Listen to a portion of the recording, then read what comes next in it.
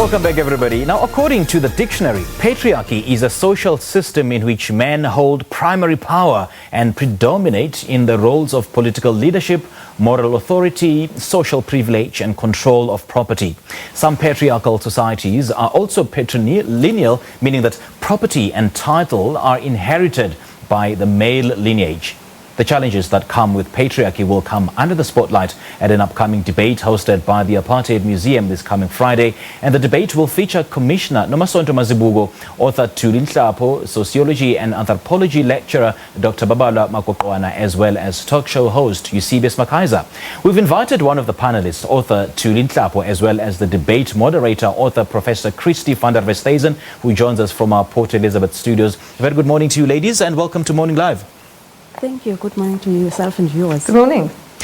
I just gave a brief description. We're going to start with you, Ms. Nhlapho. I just gave a brief description of what patriarchy is, but why has it taken this long to change the current status quo in South Africa, and what stands in the way of change?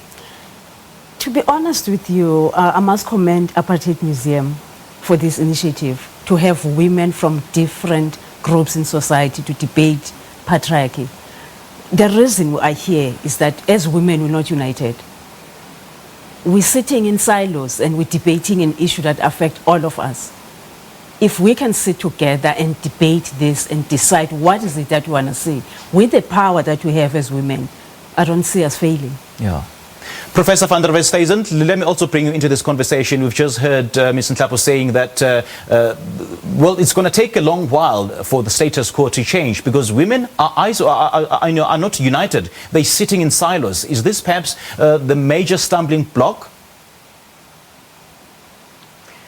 Well, I think we have to look at patriarchy from a historical point of view, and then we can see that actually over the past, I would say, 200 odd years, great strides have actually been made against patriarchy through feminist movements. And when I'm saying feminist, I mean all kinds of political movements that were opposing patriarchy, whether the people identified as feminists themselves or not.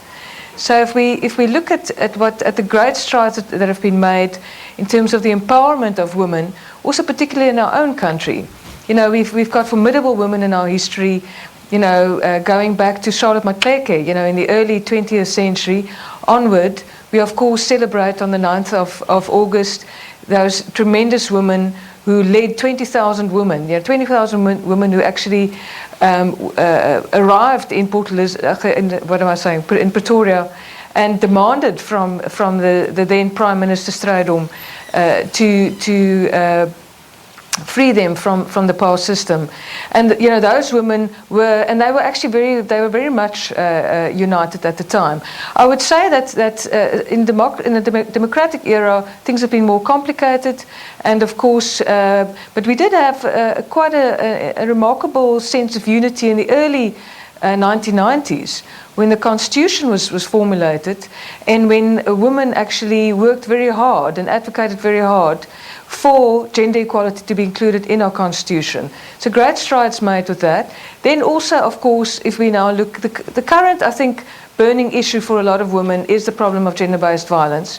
And we look at those total shutdown marches of last year, and we see that feminist and feminism and the activism in terms of advancing against gender-based violence is very much alive and strong, and I think we've got a responsive government also, because it led to a task team that's been set up to specifically address this huge social problem that's affecting us in the form of violence against women. Well, Professor, in as much as you're saying that great strides have been made already, but patriarchy continues to remain entrenched within the fabric of our society to a point where most women see it as a normal way of life. By all means, this needs to change, Professor. But then how do we change this when some cultural nuances also advocate or perpetuate the prevailing narrative, such as submission, for instance?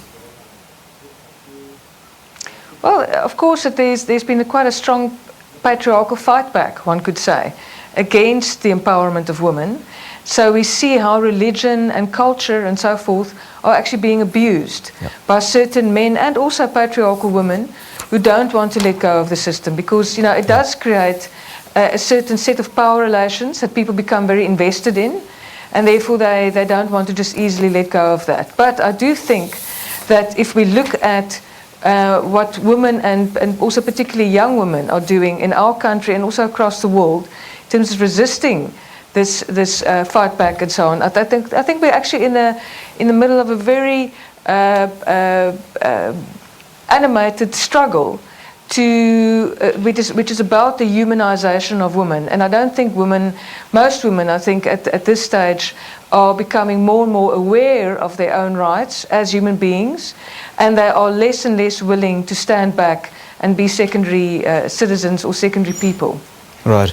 Ms. Nhlapho, we can talk about patriarchy all we care and psychosocial effects thereof, but it will remain an exercise in futility if we overlook some of the issues around the gender pay gap and about the diversity in the workplace and the unobtrusive number of women at corporate and political leadership positions. And I suppose these are some of the issues that will come up at the debate, isn't it? They will come up, but can I take you further back? Sure. Because we always talk about gender violence in political and economic terms.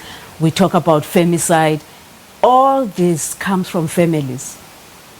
The men who kill, the girls who kill, they come from families.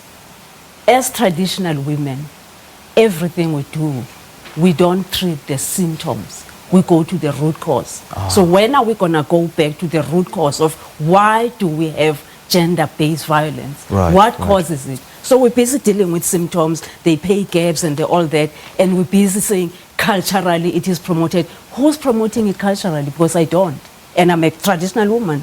Okay. So that is what I'm saying. Can we sit down as feminists, as church women, as traditional women?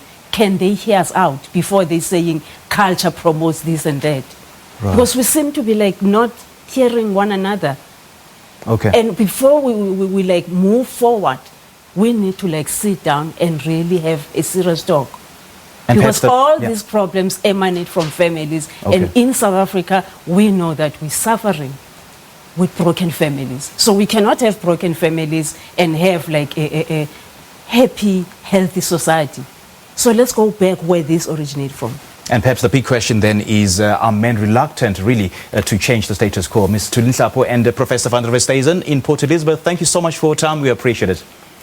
Well, that was author Professor Christi van der Westhuizen and author Thuli Nhlapho, who are on a panel of creatives and academics that will be taking part in a debate discussing patriarchy challenges taking place at the Apartheid Museum this coming Friday, the 9th of August 2019.